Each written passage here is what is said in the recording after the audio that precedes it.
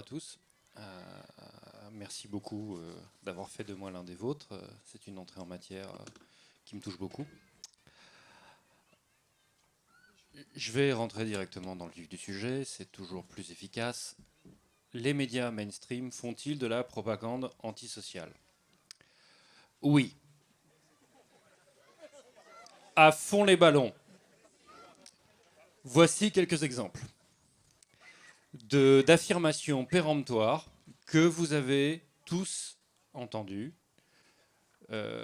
ou lues, mais essentiellement entendues généralement sur des plateaux. Plus rarement, c'est monté directement dans des reportages, mais le plus souvent, ce sont des gens qui vous assènent ça sur des plateaux des grands médias audiovisuels, fort d'une expertise qui le plus souvent reste à démontrer, puisque l'écrasante majorité des intervenants qui vous assènent ce que je vais vous exposer, ce sont des préjugés d'une bêtise crasse, et je vais les démonter un par un. On va le faire. On va pouvoir se faire un jeu de massacre ensemble.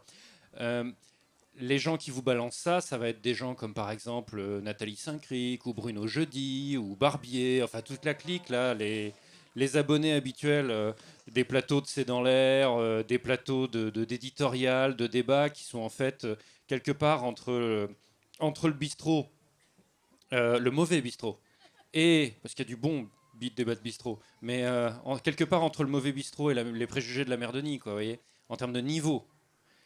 Et parfois, vous posez la question, peut-être, mais qu'est-ce qu'ils foutent là, en fait quelle est leur légitimité?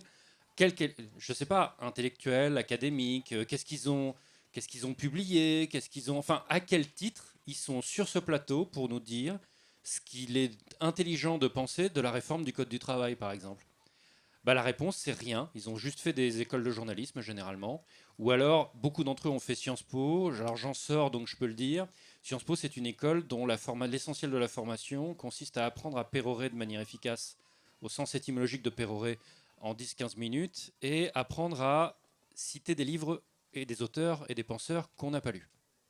Je vous révèle un grand secret, là, hein, mais vous vous en étiez rendu compte. C'est comme ça qu'on fait. En réalité, on n'a pas lu les livres qu'on cite et les auteurs non plus. Moi, j'ai commencé à me radicaliser politiquement quand j'ai commencé à lire après Sciences Po les auteurs que, comme les autres, j'avais cités sans les travailler. Donc moi, c'est intervenu dans un second temps. C'est d'ailleurs pour ça que j'ai fait un doctorat. Alors, quelques exemples donc. Trop d'aide sociale en France, ça encourage les chômeurs à ne pas travailler. C'est ressorti récemment, hein, vous avez remarqué. Il y a trop d'aide sociale en France et ça encourage les chômeurs à ne pas travailler. Alors, d'abord, c'est faux pour tous ceux qui deviennent chômeurs. Je ne sais pas s'il y en a dans le public qui sont passés par là ou qui le vivent en ce moment. Quand vous devenez chômeur, l'allocation n'est jamais égale à 100% de ce que vous touchiez comme salaire et donc, en réalité, vous perdez automatiquement de l'argent. Et donc, pour tous ceux qui deviennent chômeurs, c'est faux. Ensuite, c'est faux parce que les allocations et les aides au total, eh bien, c'est plafonné. Par exemple, quand vous touchez certaines aides en plus du RSA, votre RSA baisse. Alors forcément, les commentateurs qui nous assènent que les aides sociales sont trop généreuses, la plupart d'entre eux n'ont jamais été au RSA et ne le seront probablement jamais, donc c'est très abstrait de leur côté. Euh, Ils sont plus proches de l'ISF que du RSA d'ailleurs, hein. Les présentateurs de JT par exemple font partie des 1% les plus riches de la population généralement. Donc n'oubliez jamais que vos journaux télévisés vous sont présentés par des gens qui payent l'ISF. Euh, c'est également faux aussi pour un certain nombre, enfin pour toutes les catégories de situations de pauvreté qu'on peut imaginer. Par exemple, une personne seule et sans enfant, je vous prends vraiment le niveau, la galère la plus grave. C'est quelqu'un qui va toucher en RSA, grosso modo, 545 euros par mois, à peu près. Eh bien, il suffit de bosser 18 heures par semaine pour gagner plus que ça, en étant payé au SMIC horaire. Donc, par définition, travailler rapporte plus que de toucher des aides sociales, et donc c'est un mensonge de dire que les aides sociales sont tellement généreuses qu'elles dissuadent de travailler. Je vous ai donné des éléments, vous voyez, concrets, factuels. N'hésitez pas à refaire ça chez vous, hein, ou à la machine à café. J'y reviendrai à l'importance de l'engagement politique à la machine à café. Euh, alors, deuxième gros préjugé antisocial répété en boucle, et malheureusement la majorité de la population française à force est d'accord pour une raison simple, la propagande ça marche. Euh, les chômeurs, s'ils sont au chômage, c'est parce qu'ils ne cherchent pas assez. Alors on va se la faire vite fait celle-là. il y a combien de postes qui restent vacants parce qu'ils n'ont pas preneur en France? Selon Pôle emploi, il y en a 120 000. Alors, le MEDEF dit 300 000, mais depuis les promesses de Gattaz sur le million d'emplois que créerait le CICE, j'ai appris à ne pas tenir compte des estimations du MEDEF. Donc, Pôle emploi, 120 000 postes restent vacants. OK. Il y a combien de chômeurs en France? 5 600 000. Oui, parce que moi, je ne me limite pas à la catégorie A. Quand vous avez réussi péniblement à bosser une poignée d'heures dans le mois, je vous compte parmi les chômeurs. Donc c'est catégorie A, B, C, si on est rigoureux. Et donc ça fait 5 600 000. Ça veut dire quoi? Ça veut dire que si demain, d'un coup de baguette magique, tous les postes qui restent vacants dans l'économie étaient pourvus, 98% des chômeurs resteraient au chômage. Ce qui veut dire que demander aux chômeurs de chercher eux-mêmes du boulot, c'est leur demander de participer à une gigantesque chasse aux Dahu. Et ça veut dire que le système entier de Pôle emploi qui repose sur le flicage des chômeurs, sur le harcèlement moral des chômeurs, sur les pressions permanentes sur les chômeurs pour les culpabiliser, tout ça est inutile, à part faire de la casse humaine et sociale. Puisque je vous rappelle qu'il y a plus de 10 000 chômeurs par an qui meurent prématurément du fait de leur chômage, indirectement, notamment par le suicide. Et donc, c'est une étude de l'INSERM qui dit ça. Donc, si vous voulez, une fois que vous savez cette information, le prochain qui vous dit que les chômeurs, c'est parce qu'ils ne cherchent pas assez, quand vous avez cette information-là sur les 10 000 morts par an, prématurés par an, ça donne envie de... Enfin, vous voyez Zidane dans une finale de Coupe du Monde il y a quelques années. Voilà, à peu près ça donne cette envie-là. Alors, concernant le code du travail, alors c'est un de mes motifs de la propagande antisociale préférée à examiner parce que c'est le grand festival du n'importe quoi. Par exemple, ce serait la principale cause du manque d'embauche en France, l'existence d'un code du travail qui donne trop de droits, de protection, etc. Alors c'est faux. La preuve, c'est qu'à l'époque du gouvernement Jospin, on avait un code du travail qui était plus protecteur qu'aujourd'hui, et pourtant on avait moins de chômage. Alors on va vous répondre, oui, mais c'est parce qu'il y avait la croissance Internet et compagnie. J'en conviens. Mais ça veut bien dire que le code du travail n'est pas un frein à l'embauche. Et moi, souligner cela me suffit pour invalider cette propagande antisociale, au moins sur ce point. Ensuite, le code du travail est, paraît-il, trop long. Alors, généralement, on vous compare ça au code suisse. Alors, ce qui est amusant, c'est que le code suisse, c'est le code d'un État fédéral, contrairement à la France, et donc il faut rajouter en réalité toutes les législations des cantons. Donc, premier élément de fausseté.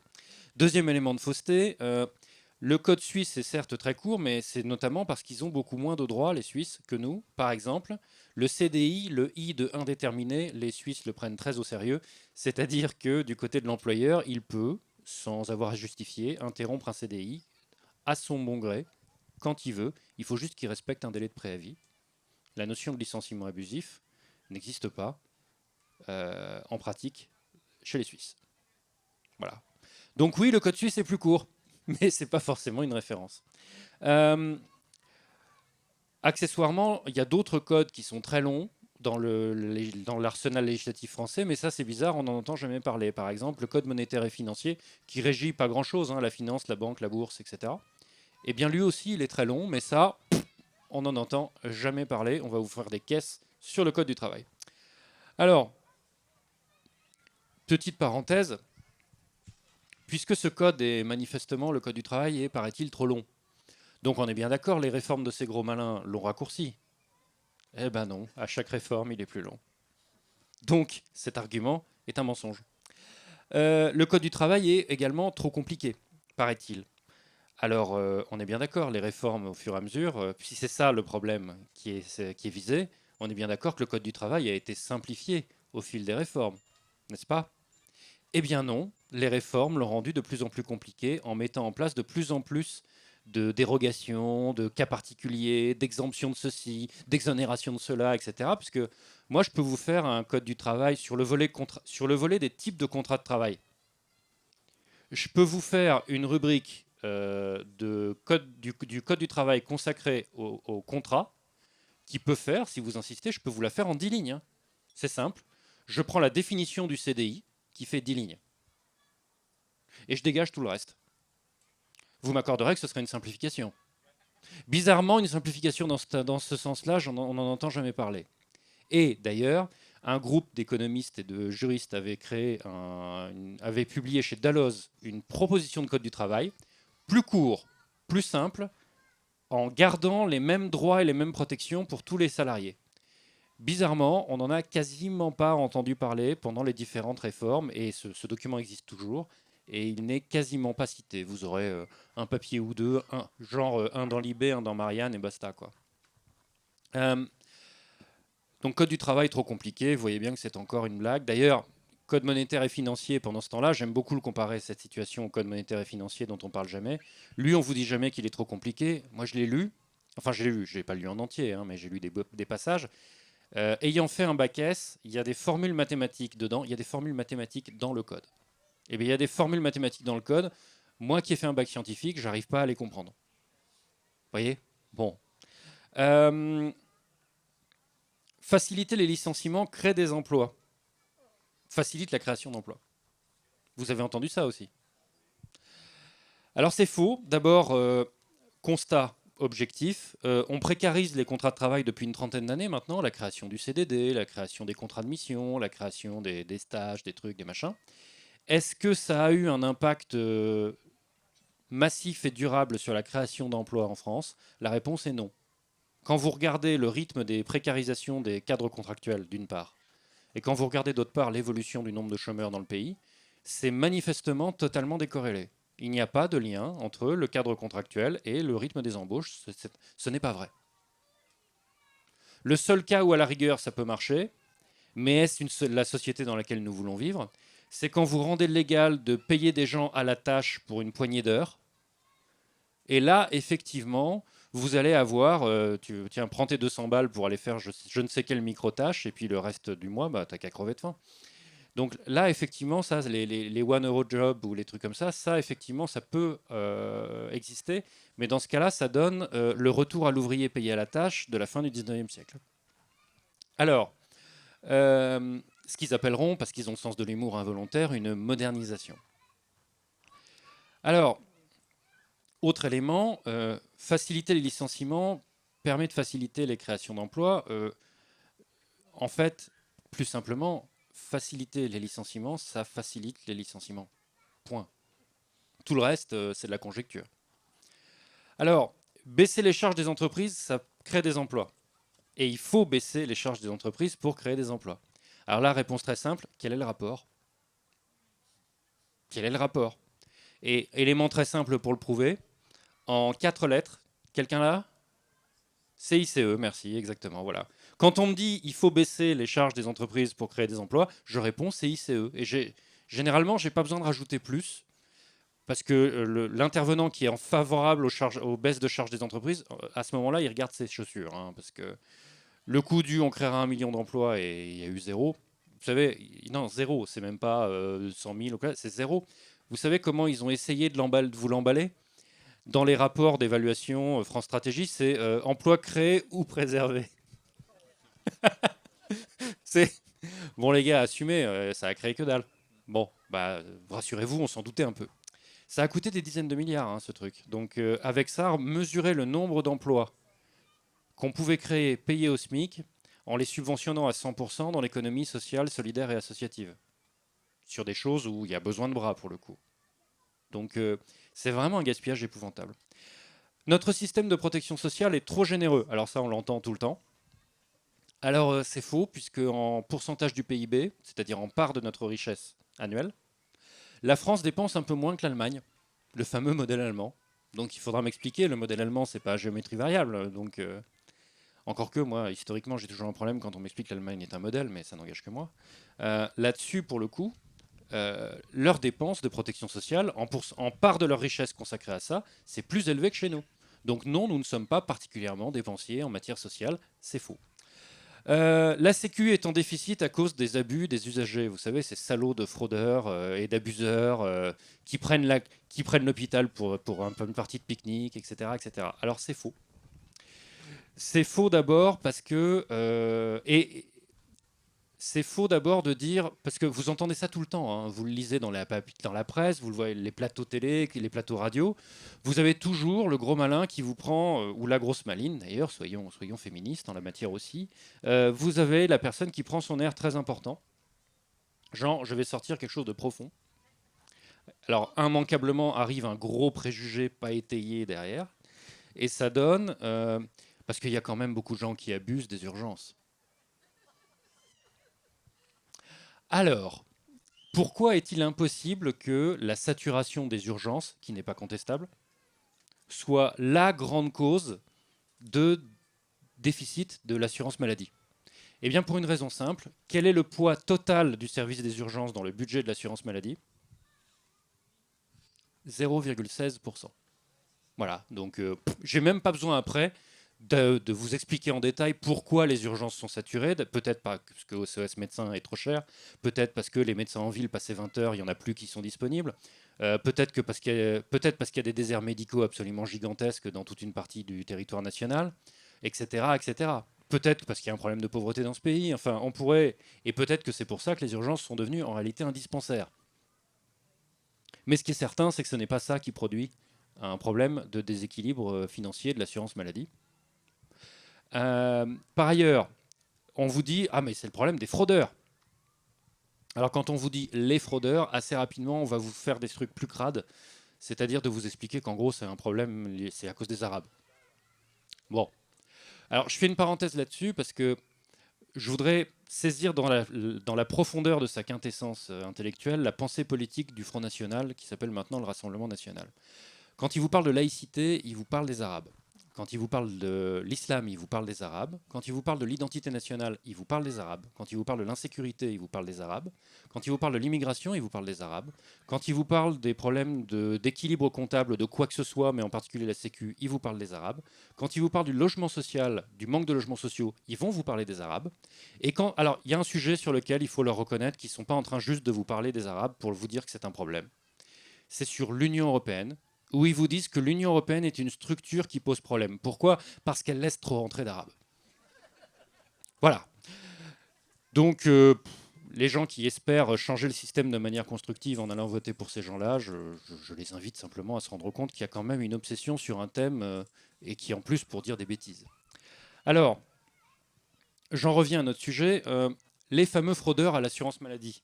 Le total de la fraude, qui fait l'objet d'estimations sérieuses par la Sécu, etc., ça pèse quel pourcentage du budget de l'assurance maladie? 0,1%. C'est un non-problème. Voilà. Alors, je dis pas que c'est pas bien. Je dis pas que c'est bien de frauder. Je vous dis juste que c'est pas ça le motif fondamental du déséquilibre entre les recettes et les dépenses de l'assurance maladie. Euh, Quand on vous dit salaud de fraudeur, on pense les usagers, vous, moi. En fait, c'est très important que vous compreniez que du point de vue des gens qui payent plus d'impôts, c'est-à-dire les propriétaires des grands médias et les éditorialistes et les présentateurs télé eux-mêmes, hein, je répète, gardez à l'esprit qu'ils payent tous l'ISF.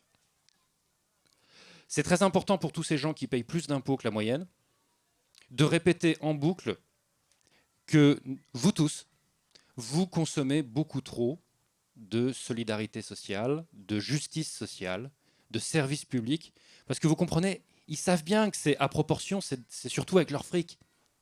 Et donc ils l'ont là. Vous comprenez? Ils l'ont là. C'est insupportable pour eux. C'est dans leur esprit.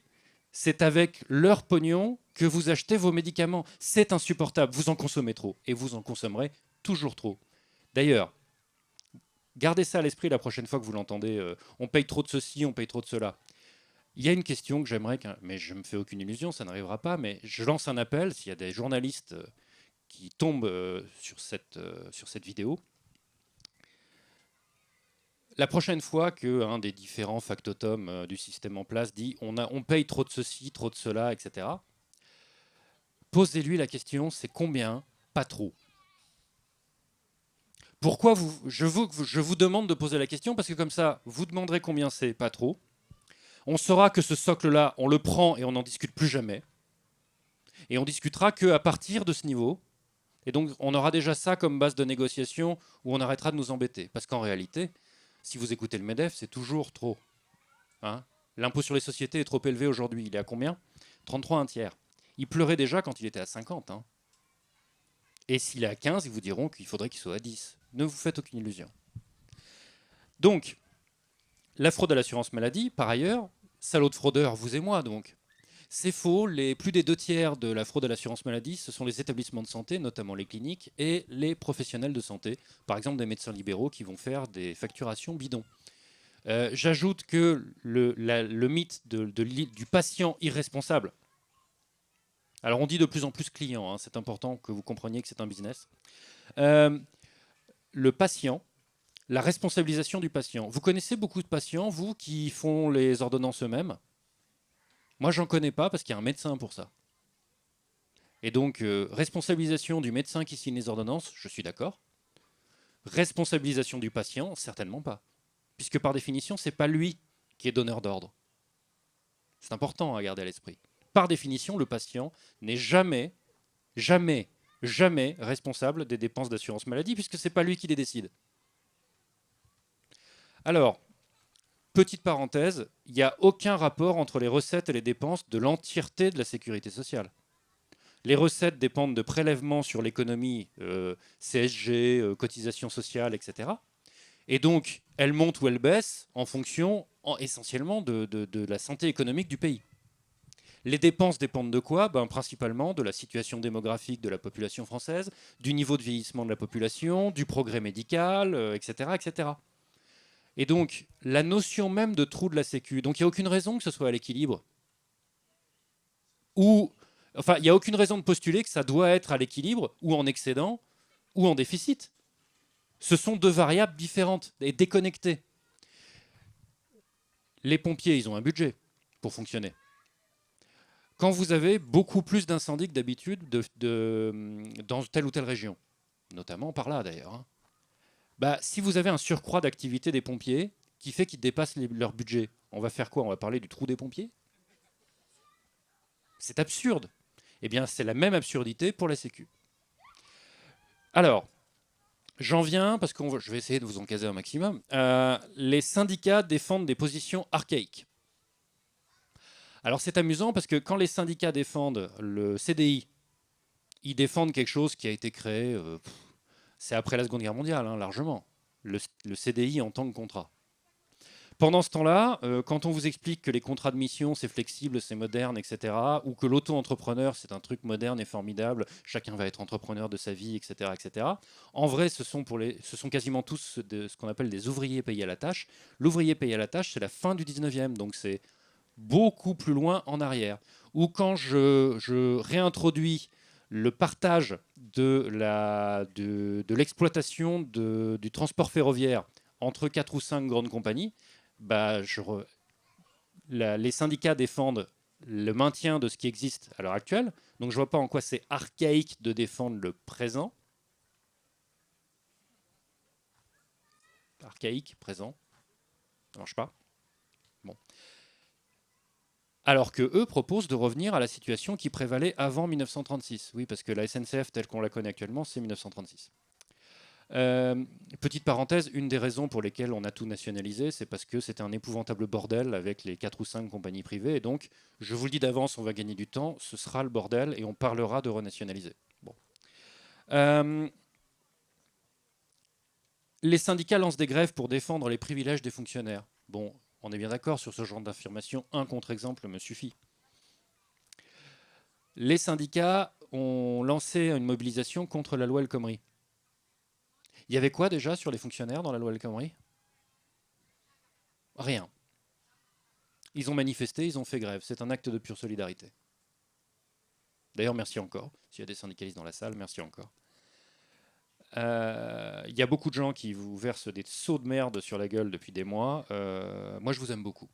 Voilà. Avec mes petits préférés, hein. C'est sûr que je préfère CGT, Sud, ou plutôt que l'UNSA dans certains combats, mais dans l'ensemble, je suis très très content de vous voir vous battre et je suis tout à fait solidaire. Il y a trop de grèves en France. On a tous entendu ça. Alors c'est faux. D'abord, avant même de parler, j'entre même pas dans l'argument, on va les compter. Non, même avant ça. La grève est un droit constitutionnel. Il n'appartient pas aux non-grévistes. de se prononcer sur le fait qu'une grève soit que la survenue d'une grève soit légitime ou pas, puisque c'est un droit. C'est le même raisonnement que, vous savez quoi, on vote trop dans ce pays. Vous votez trop aux élections. Mais le vote est un droit, je comprends pas. Non, mais c'est un droit, d'accord, mais tu t'en sers trop. Tu devrais voter moins. Bah non, c'est un droit, je fais ce que je veux. C'est un droit reconnu, garanti. Bah, le droit de grève, c'est pareil.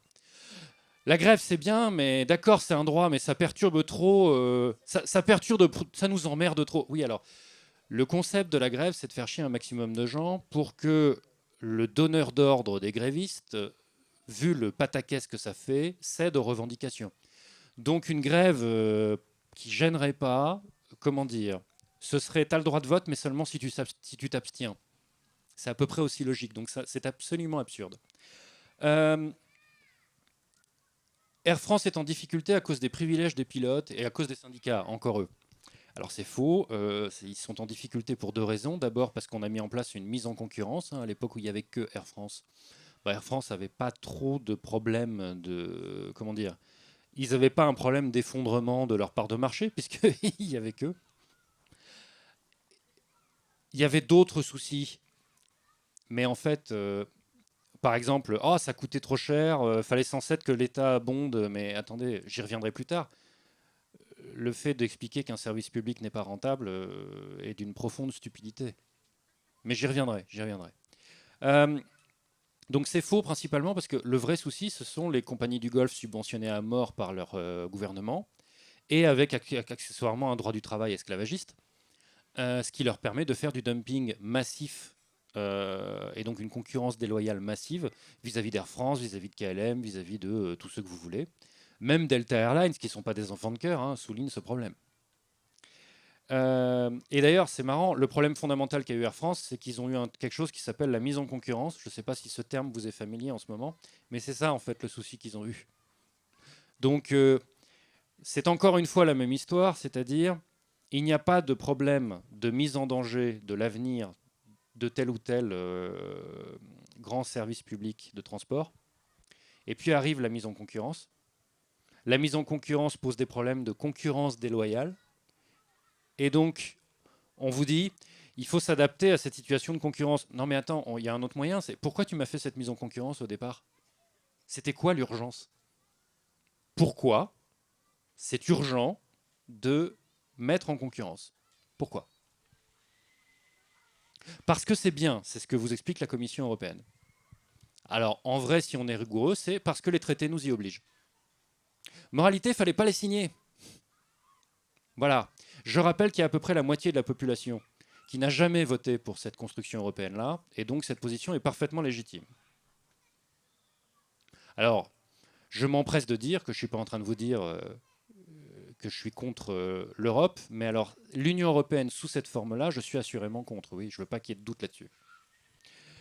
On pourrait avoir une stratégie finement pensée pour faire ça autrement. Ce serait un truc en deux temps. On pourrait éventuellement, là je vous dis des choses telles qu'elles me viennent spontanément, on pourrait appeler ça plan A, plan B, ça pourrait être pas mal. Bon, on y reviendra si vous voulez. Alors, sur les cheminots, leur départ à la retraite, l'âge réel, c'est le même que les Français dans leur ensemble, c'est-à-dire grosso modo 58 ans. Donc, ah, tu te rends compte, ils peuvent partir à la retraite à 52 ans et je sais pas combien. Oui, alors ils peuvent. Oui, oui, effectivement, ils peuvent, sauf qu'ils ne le font pas. Donc ce n'est pas un argument. Ils partent à 58 ans environ. Ils ont une prime au charbon, c'est faux, ça a été supprimé dans les années 70. Leur temps de repos, quand même, il est beaucoup plus élevé que les autres. Oui, c'est normal. C'est parce qu'ils conduisent des trains, donc c'est une bonne idée qu'ils aient des temps de récupération plus importants. Et puis en plus, ils ont des horaires discontinus. Et donc c'est important qu'ils aient le temps de récupérer d'un point de vue physiologique, parce que sinon ils vont envoyer ton train dans le décor. Leur salaire, quand même, leur salaire est égal au salaire moyen, donc je vois toujours pas où est le problème. Ah, tu te rends compte tout le pognon que l'État doit mettre pour équilibrer leur régime des retraites? En pourcentage de ce que l'État doit mettre dans la caisse pour équilibrer, c'est à peu près la même chose que pour tous les salariés de la SNCF, ce qui est à peu près la même chose que pour tous les fonctionnaires. Donc pourquoi taper sur les cheminots? Peut-être que c'est parce que quand ils se mettent en grève totale, il n'y a plus rien qui marche.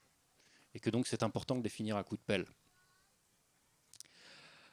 Eh oui, en réalité. Sur la réforme de la SNCF, je vais vous la faire très courte. ça ne peut pas être de la mise en concurrence. C'est forcément un mensonge de dire ça pour une raison assez simple. On ne peut pas faire passer deux trains à la même heure sur les mêmes rails. C'est physiquement impossible. Donc si vous devez prendre le 5h37 pour Mulhouse, il y en a un, il part à 5h37. Et sur ce créneau-là, qui est l'horaire que vous devez prendre, c'est un monopole. Donc ce qui va se passer, c'est simplement un partage des situations de monopole sur les différents créneaux entre 4 ou 5 grosses boîtes. Ça me rappelle quelque chose. Concession de monopole en partage, ça me rappelle les autoroutes. Et donc j'ai envie de dire, mais ça vous a pas suffi? Parce que là, on se fait bien traire. Hein. Bon. Euh, et le modèle allemand sur la SNCF, vous en avez entendu parler aussi. Le modèle allemand, bah, c'est amusant parce que prendre le train en Allemagne, c'est plus cher qu'en France. Donc je vois pas très bien en quoi c'est un modèle. Le secteur privé plus efficace, ça c'est un de mes petits préférés. C'est un de mes petits préférés. Pourquoi? Parce que le secteur privé, c'est pas une insulte. Ce que je vais dire, c'est simplement un constat. Le secteur privé est là pour faire du profit. Il y a plein de manières de le faire. Hein. Il y en a une qui est de vendre les choses à la meilleure qualité possible, au prix le plus bas. Il y en a, c'est la meilleure qualité au prix le plus haut. Il y en a, c'est je fais de la corruption sans me faire choper et je chope des situations de monopole et après je vais juste traire la vache tous les matins. Il y a plein de façons différentes de s'y prendre. Mais c'est toujours, ils sont là pour faire du profit. Le service public, comme son nom l'indique, ça sert à assurer un service au public. Ça sert à ça. Et c'est sa finalité. Et donc, il est financé par plein de manières différentes. Il est financé par des prélèvements obligatoires. Il est financé donc par l'État qui met du fric qui lui vient essentiellement de prélèvements sur nous tous. Il est financé, selon les cas aussi, par des billets qu'on paye ou des franchises ou des timbres fiscaux, etc. etc. Et sa finalité, c'est d'assurer un service au public. Ça a été créé pour ça, pas pour faire du profit.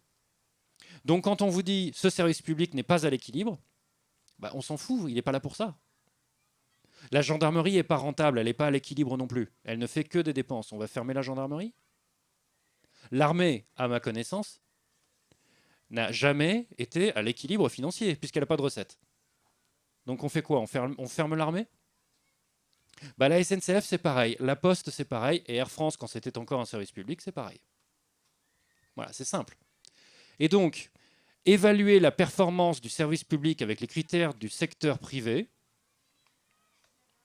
c'est aussi débile que de juger un boulanger sur son aptitude professionnelle à planter des clous. C'est-à-dire que c'est pas que le critère est nul en soi, c'est juste que c'est hors sujet. Voilà. Alors, accessoirement, sur l'idée que le secteur privé soit plus efficace que le secteur public, en particulier parce que le secteur public est beaucoup trop bureaucratisé, je ne sais pas s'il y en a parmi vous qui ont déjà bossé dans des grandes boîtes. Je compare le niveau de bureaucratie inepte, absconce, inutile et tout ce que vous voulez avec des procédures à la con entre un service des ressources humaines de n'importe quelle grande boîte privée et le service public que vous voulez, on va bien se marrer. Hein? Bon. Les fonctionnaires trop nombreux et privilégiés. Alors déjà, le statut qui empêche de les virer d'un claquement de doigts, c'est parce que ça a été décidé après 45 pour éviter que en fait, des fonctionnaires se disent que ce serait bien de se prêter serment d'allégeance et de fidélité au maréchal Pétain pour garder leur boulot. Voilà, l'origine du statut, c'est ça. Donc moi, je me dis c'est une bonne idée de le garder. Un agent sur trois est sans statut.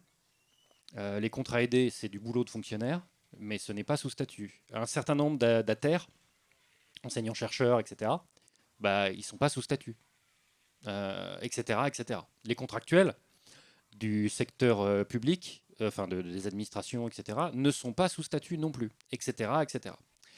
Par ailleurs, autant il peut y avoir une progression du salaire à l'ancienneté, parce que le salaire des fonctionnaires est un salaire à la qualification. Hashtag Bernard Friot. Mais les salaires, au niveau des augmentations de salaire décidées par des mesures politiques, bah, le point d'indice, c'est-à-dire l'élément de base du calcul du salaire des fonctionnaires, est gelé depuis des années et des années. Donc, prétendre que les fonctionnaires seraient des nantis, c'est absurde. Les hauts fonctionnaires, une partie d'entre eux sont des nantis, ça c'est vrai. Mais c'est comme les poissons volants, c'est pas l'ordinaire. Il y en a, mais c'est pas l'ordinaire du genre. Euh, J'ajoute que en nombre de fonctionnaires par habitant, je ne vois pas en quoi on est trop nombreux en termes de fonctionnaires en France, puisque nous ne sommes même pas les premiers d'Europe. Voilà. Euh, et alors le grand argument, il y a d'accord les fonctionnaires, il y en a des biens. Vous savez, c'est comme j'ai un ami qui est noir, c'est un peu le même genre de truc. Les fonctionnaires, il y en a des biens, mais quand même, et là on reprend la ritournelle en vous expliquant, mais quand même, il y en a beaucoup trop qui sont payés à rien foutre, le cul sur leur fauteuil, etc., etc. Bon, alors c'est marrant parce que les chiffres racontent pas vraiment ça. Par exemple, dans la fonction publique hospitalière, c'est un fonctionnaire sur 5, hein, c'est énorme. 70% d'entre eux, c'est du personnel soignant, donc des gens en contact direct avec la population à apporter un soin. Et dans les 30% qui restent, effectivement, c'est du personnel administratif. Je vous mets au défi de faire tourner un hôpital correctement sans personnel administratif, hein, pour les gros malins qui croiraient que tout ça, c'est de la bureaucratie. Le problème qui est posé à l'hôpital n'est pas celui-là. Le problème qui est posé à l'hôpital, c'est une saloperie sur laquelle je reviendrai volontiers si vous me branchez là-dessus. C'est la T2A, qui est une saleté, et qui provoque un taux de burn-out dans la population soignante qui est phénoménal, qui provoque la dégradation des soins aux patients et qui fait qu'on est passé de la première à la 15e place en une vingtaine d'années en termes de où est le système de santé français dans le classement mondial. Grâce à leur réforme de débiles mentaux des agences régionales de santé, qui pensent que la meilleure manière d'évaluer un système de santé, c'est d'utiliser des règles comptables, on a dégringolé de la première à la 15e place, on a dégringolé en moyenne d'une place par an. Bravo les gars, changez rien. Effectivement, vous allez réussir peut-être un jour à atteindre l'équilibre comptable. Je pense que vous n'y arriverez pas pour des raisons démographiques. Et entre-temps, vous aurez défoncé le meilleur système de santé du monde. Encore bravo. Alors, j'en viens maintenant aussi accessoirement. Les fonctionnaires les plus nombreux, c'est les policiers, les militaires et les enseignants. Des fonctions pas particulièrement utiles, hein, on est d'accord. Donc c'est vraiment des gros malins. Quant aux fonctionnaires des collectivités territoriales, parce que j'y ai droit de temps en temps à cet argument, mais quand même dans les collectivités territoriales, il y en a beaucoup. Je me rapproche, parce que j'ai le soleil dans la figure. Euh, ouais, faisons ça.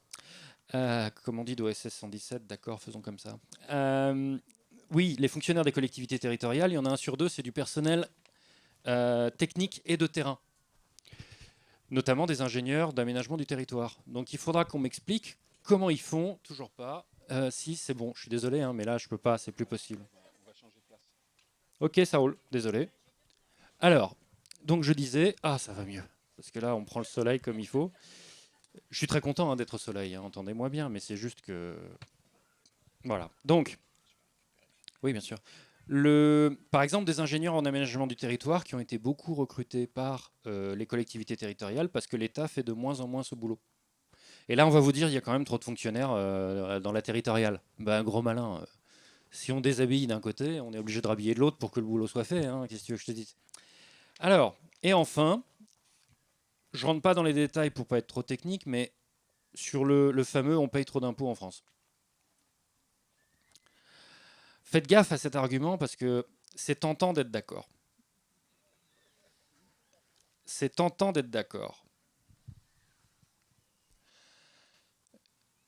Sauf que vous ne pouvez pas à la fois vouloir des services publics de bonne qualité, une redistribution des richesses de bon niveau et râler sur le niveau des impôts. Soyez cohérents. Voilà. Je vous le dis parce on a presque tous eu au moins une fois le «Oh putain, qu'est-ce qu'on se prend quand même comme des prélèvements, etc.» Mais soyez cohérents. Vous le retrouvez, ça, dans vos routes, dans vos hôpitaux, dans vos écoles, dans vos crèches, etc. Vous voulez un niveau de socialisation de l'économie, pour appeler les choses par leur nom, élevé, bah vous aurez des impôts élevés, c'est tout. Et si vous voulez des impôts plus bas, soyez cohérents, soutenez les programmes qui défoncent les services publics, qui privatisent tout, etc. J'insiste, c'est un package. Vous voulez beaucoup de services publics, vous aurez un niveau d'impôt élevé. Voilà. Donc arrêtez de râler sur les impôts élevés si vous êtes de gauche, je résume. Alors, ou progressiste ou populiste de gauche, je prends toutes les qualifications que vous voulez, on sait tous ce que ça veut dire. Ça veut dire que nous ne sommes pas dans le camp qui pense que les dominés doivent rester à leur place. Je résume, hein, parce que c'est ça, le cœur de la pensée de droite, c'est ça. Les dominés doivent rester à leur place. Ils peuvent détailler tant qu'ils veulent, mais fondamentalement, c'est ça. Je le sais, j'en viens, moi, sociologiquement, d'un milieu de droite, donc je peux vous en parler. Hein. Fondamentalement, c'est ça. Il faut que les dominés restent à leur place. Les salariés, les femmes, les gens qui sont pas de chez nous, avec des guillemets, etc., etc. Alors, les étudiants, bien sûr. Enfin, toutes les catégories, en fait, qui pourraient ne pas rester à leur place. Le trop d'impôts, bah, je la fais courte. La fiscalité serait finalement trop punitive, pauvre chérie, envers les investisseurs. Et ça les décourage. C'est ça le grand argument. Hein. C'est l'argument qu'on vous a répété en boucle pour supprimer l'ISF sur les placements boursiers. Alors voilà, la France est la 6e destination mondiale d'investissement privé. Donc on est un enfer fiscal vis-à-vis duquel les investisseurs se battent pour pouvoir y investir. Voilà, cet argument est complètement bidon. Voilà. Alors, je pense qu'on a fait le tour de oui, il y a bien un problème de propagande, puisque tout ça nous est donc asséné en boucle. Alors, sans le démontrer, à la fois parce que, un, ils sont en situation d'hégémonie, donc ils n'ont pas besoin de faire l'effort d'argumenter, ils peuvent l'asséner comme ça, voilà, c'est comme ça. Deux, ils n'ont généralement pas la compétence ou la formation pour pouvoir argumenter ce qu'ils racontent. Je veux dire, Christophe Barbier, politique, quelle est sa compétence en politique publique, quelle est sa compétence en politique économique, quelle est sa compétence en quoi que ce soit d'ailleurs. Enfin, vous voyez, en fait, non, rien. Bruno Jeudi qui vous parle de réforme du Code du travail, mais d'où il sort ce type? Non mais sérieusement, il a fait quoi exactement il, a, il a une expérience de quoi que ce soit en fait qui serait liée au sujet? Non, bah, qu'il se taise. S'il est ni expert en politique publique, ni économiste, ni lui-même praticien de ce genre de choses d'une façon ou d'une autre, en fait, à quelle qualité il vient pour causer dans le poste, lui plutôt que en fait n'importe qui? Puisque s'il a aucune qualité, ça veut dire que n'importe qui pourrait le remplacer. Eh bien, mettons n'importe qui à la place, ça nous changera et ça nous fera des vacances. Voilà. Oui. Alors, pourquoi les médias mainstream font-ils de la propagande? Parce que le constater, c'est bien, mais l'expliquer, c'est mieux. Alors c'est simple. D'abord, les grands médias audiovisuels et de presse écrite du privé sont la propriété à 90% de 9 milliardaires. Et donc, bah, c'est simple. Quand vous avez un actionnaire, bah, vous faites ce qui va plaire à l'actionnaire, soit par autocensure, soit par censure.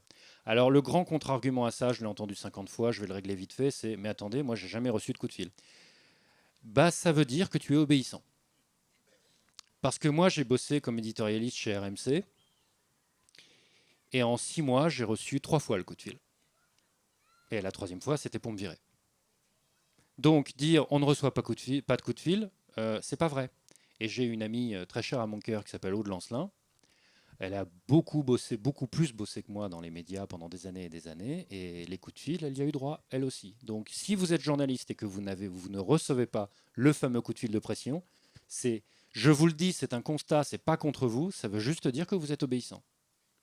J'ajoute, pourquoi dans toutes les branches du secteur privé, sans exception, il y a un problème d'autocensure à tout sujet par peur d'être viré, et ça n'existerait pas magiquement dans les médias privés? Mais c'est absurde. C'est évidemment faux. Si tout le monde le fait dans tout le secteur privé, bah, les médias privés, le problème se pose aussi. En quoi y aurait-il une espèce de protection magique? Il n'y en a pas. Et donc ça donne par exemple, le Parisien avait quelque chose à nous dire au lendemain d'une grande mobilisation de manifestations récentes. Le lendemain, le Parisien titrait "Ça ne prend pas" alors qu'il y avait énormément de manifestants, en tout cas ce jour-là. Oui, mais c'est la propriété de Bernard Arnault. Voilà, c'est simple. Alors, et quand on vous dit mais non, on garde la liberté de, alors je ne sais quoi. Alors d'accord, donc le fait qu'il y ait unanimité des éditocrates du paysage médiatique privé pour dire que les cheminots sont des privilégiés et qu'il faut leur casser la gueule, c'est juste une coïncidence. Vous voyez, ça se démontre très vite. Quant aux grands médias audiovisuels publics, alors je m'adresse plus particulièrement ici aux plus jeunes dans la salle. À une époque, il n'y a pas si longtemps, France 2 était une chaîne télé de gauche. Ça paraît dingue quand je vous dis ça maintenant, mais c'est vrai. Je vous jure que c'est vrai, on a même des images d'archives qui montrent ça. France Culture aussi était une radio de gauche. C'est plus le cas hein, maintenant, mais c'était il y a quelques années. Hein. La situation de France Inter est plus ambiguë, ça dépend des heures. Si vous écoutez France Inter le matin, bon, bah, c'est une radio de droite non raciste. Vous écoutez machin, Dominique ou Frédéric, à chaque fois j'oublie. Dominique Seux, vous lui demandez l'heure, il vous dit qu'il faut péter le code du travail. Hein. C'est assez clair. Bon. Et attention, c'est l'éditorialiste de cette station radio. Quand vous voulez connaître la ligne politique d'un média, voyez qui en est éditorialiste. L'éditorialiste, sans contradicteur, tous les matins de France Inter, c'est Monsieur Seux, qui donc est quelqu'un qui, comment dire, sur tous les sujets économiques et sociaux, vous explique que aller en marche arrière sur nos droits, sur nos protections, sur le partage des richesses, sur les services publics, etc., c'est bien. Il a le droit de le penser, entendez-moi bien, mais je constate que sur une radio de service public audiovisuel, ce monsieur est l'éditorialiste sans quotidien, sans contradicteur, tous les matins.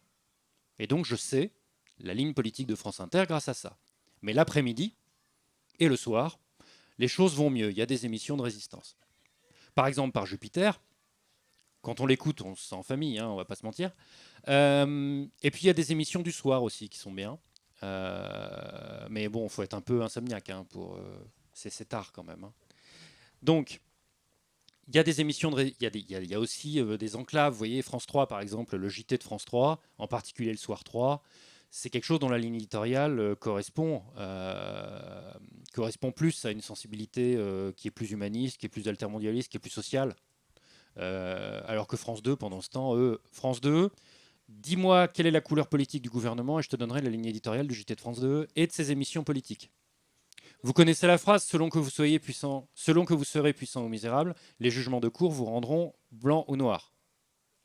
Eh bien, selon que vous serez le gouvernement ou l'opposition, Léa Salamé vous cirera les pompes ou vous fera un traquenard. C'est clair. Voyez comment est reçu Édouard Philippe, Premier ministre. C'était une promenade de santé. Et voyez les 3 bazookas qui attendaient à l'entrée Jean-Luc Mélenchon quand il est arrivé à l'émission politique il y a quelques mois de ça. Donc là, les choses sont claires. Alors pourquoi on en est là ? On en est là parce que les grands médias audiovisuels publics dépendent indirectement du gouvernement. Et donc si vous voulez faire carrière, il faut marcher droit. Demandez à Frédéric Tadei. Hein. Et donc, on a eu des gouvernements d'antisocial depuis une quinzaine d'années maintenant. Et par conséquent, les renouvellements de postes, qui est placé où, etc., bah, ça prend cette teinte-là. Et donc, les grands médias audiovisuels publics, parce qu'on ne va pas se mentir, dans les années 80-90, le deal était simple. Hein, les grands médias audiovisuels privés sont de droite, on le sait. Mais ce n'est pas un problème, parce que si vous n'êtes pas de droite, si vous êtes plutôt de gauche, ou voire franchement de gauche, vous allez faire votre marché dans le service audiovisuel public. Alors, il y aura ceux qui écouteront France Inter, il y aura ceux qui... Moi, j'ai grandi là-dedans quand j'étais ado, c'était ça.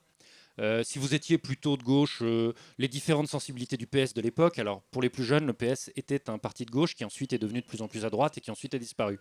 Mais là, je fais un peu de l'archéologie. Mais donc, si vous étiez plutôt les différentes sensibilités du PS, vous écoutiez France Inter. Si vous étiez plus dur que ça, vous écoutiez plutôt France Culture. Je résume, hein, je schématise. Mais en gros, c'était ça. Et donc, tout ça s'équilibrait à peu près.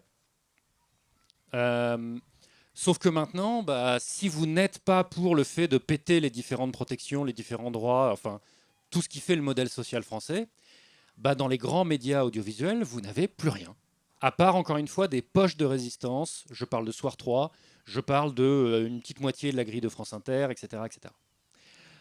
Donc, je reviendrai dans l'échange avec la salle, pardon, c'est l'habitude. C'est rare que ce soit en plein air, le temps est magnifique d'ailleurs. Avec l'Agora. Ça me va très bien comme expression.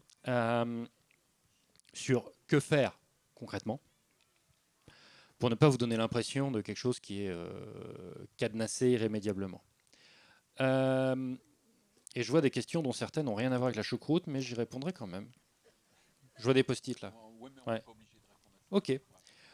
Donc voilà. Toujours est-il que c'est nous qui allons gagner. Je vous remercie.